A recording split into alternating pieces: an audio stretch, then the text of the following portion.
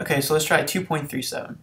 A simple model for a person running the 100-meter dash is to assume the sprinter runs with constant acceleration until reaching top speed, then maintains that speed through the finish line. If a sprinter reaches his top speed at 11.2 meters per second and 2.14 seconds, what will his total time? What will be his total time? So the first thing to do here is just to draw a simple picture. So we know that he has to run 100 meters, so we'll say over here is 100 meters. And this is 0. That makes that 0.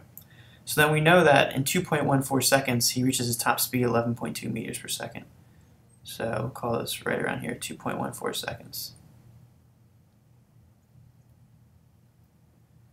And then so he reaches his top speed and then runs for the rest of the race at 11.2 meters per second. So what we have here is essentially two problems.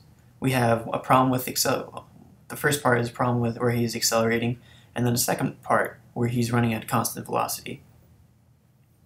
So to do the first part, since we have a lot of information, let's just write down things we know. So he's starting with initial velocity, which is 0. He has a final velocity for this first section over here of 11.2 meters per second. And then he runs that in a time of 2.14 seconds. 2.14 seconds. So let's go ahead and use the equation that we learned in this chapter, which is the velocity is equal to the initial velocity plus the acceleration times time. Now just looking at this, we know that VI is 0, right? So this goes away. So we're just left with V is equal to the acceleration times time. So the only thing we don't know here is we know the time, right? 2.14 seconds. We know the final velocity, which is 11.2 meters per second. And so let's just go ahead and solve for A. So A is going to be equal to the velocity over the time, which is equal to, this is final velocity, over time. So 11.2 meters per second over time, which is 2.14 seconds. And this actually comes out to 5.23 meters per second squared. So now that's his acceleration from this point over here to this point over here. But we still don't know this distance. So just using the simple equation, the other equation that we learned in this chapter is the final position is equal to the initial position plus the initial velocity times time plus 1/2 AT squared, acceleration times time squared. So we know that our initial position is 0, so this goes away. We know that our initial velocity is also 0 because we're starting from rest, so this whole term goes away. So we're just left with the final position is equal to 1/2 AT squared.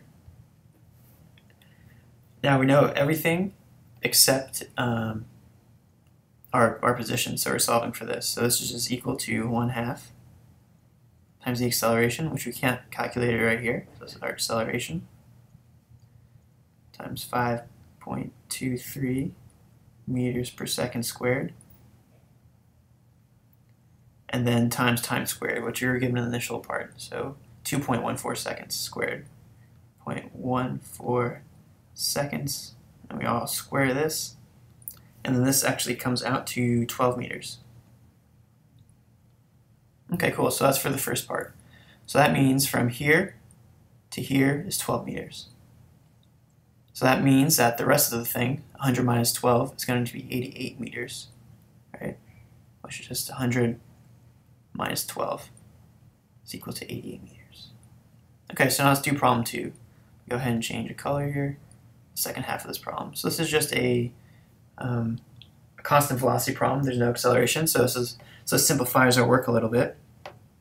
So let's use the other equation that we know, which is delta x is equal to velocity times time, or distance is equal to velocity times time.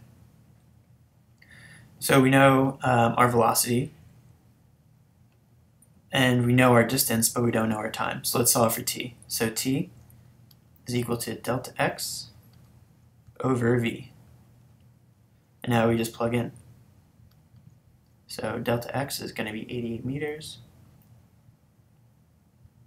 Right? So this distance over here, and our velocity is going to be 11.2 meters per second.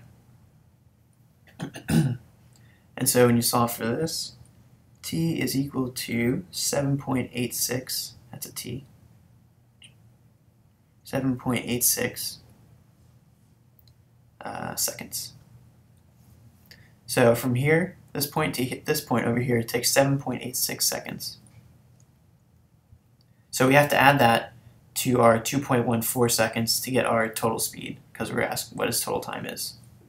So it's important to carry these problems all the way through. So all we do is 7.86 seconds plus 2.14 seconds, which is equal to 10 seconds. So it takes him 10 seconds to run this race, which is reasonable. That's around a world record pace. So that's problem 2.37.